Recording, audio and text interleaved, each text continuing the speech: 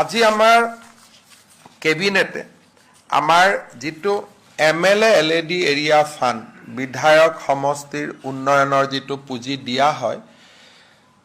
এই পুঁজি যোৱা 5 বছৰত 1 কোটি টকাত সীমাবদ্ধ হৈ আছিল 5 বছৰ নহয় 2016 চনৰ পৰা ইয়াক বঢ়োৱা হোৱা নাছিল এই বছৰ আমি MLA এৰিয়া ফাণ্ড 1.5 কোটি টকালৈকে বৃদ্ধি কৰিছো আৰু 1 এপ্ৰিলৰ পৰা 2 কোটি টকালৈকে ই বৃদ্ধি হ'ব এই বছৰ 1.5 কোটি ৰখাৰ মূল উদ্দেশ্যটো হৈছে যেহেতু আধা সময় পাৰ হৈ গ'ল এই বছৰ ই 1 কোটি 50 লাখ হ'ব অহা বছৰ ই 2 কোটি টকালৈকে বৃদ্ধি হ'ব এই 2 কোটি টকাৰ 10% আমি এনেকে ৰাখিছো যত নেকি স্কুলৰ ফেন এখন লাগে কৰবাত নামঘৰত তাল এজোৰ লাগে বা কোনোবা দিব্যাংগ হুইল চেয়াৰ এখন লাগে তেনেকুৱা কিছু আমি সুকা লৰা এজনক কেতিয়াবা ল্যাপটপ এটা দিব লাগে শিক্ষাৰ্থী এজনক এনেকুৱা 10% টকা আমি ইনস্ট্ৰুমেন্ট আদি কিনাৰ বাবে তাৰ ভিতৰত আমি ৰাখিছো 2 কোটি টকাৰ 1 কোটি 80 লাখ ইনফ্ৰাষ্ট্ৰাকচাৰত হ'ব 10% আমি ইনস্ট্ৰুমেন্ট এম্বুলেন্স এখন কিনিব পাৰিব এই ধৰণৰ কামৰ কাৰণে 10% আমি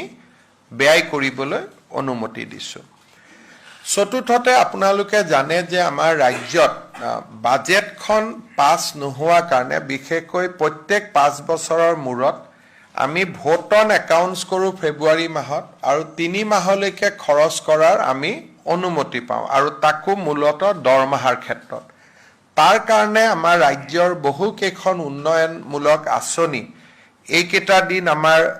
বন্ধ হৈ আছে বা যিমান বাজেটত টকা আছিল সিমানেদি মাত্ৰ কৰি থকা হৈছে তাৰ পৰিপ্ৰেক্ষিতত আমি 6 জুলাইত অসম বিধানসভাৰ বাজেট অধিৱেশন আমি আহ্বান কৰিছো যাতে 1 আগষ্টৰ পৰা প্ৰতিটো চৰকাৰী আঁচনি সুবিধা নিয়মীয়াভাৱে অসমৰ ৰাইজে পাব পাৰে বিধানসভাৰ অধিৱেশন এখন আহ্বান কৰিবলৈ এমাহৰ নোটিছ লাগে গতিকে আজি 4 তাৰিখ 6 জুলাইত আমি পাতিব খুজিছো আৰু 6 জুলাইৰ ভিতৰত বাজেট হলে 28-29 জুলাইত পাছ হৈ যাব 1 আগষ্টৰ পৰা সকলো চৰকাৰী আঁচনিৰ সুবিধা আগৰ দৰে অসমৰ ৰাইজে লাভ কৰিব পাৰিব এই অসুবিধাৰ কাৰণে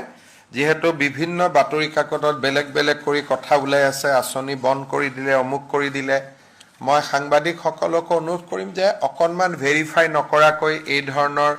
নিউজ আমি দিয়াৰ প্ৰয়োজন নাই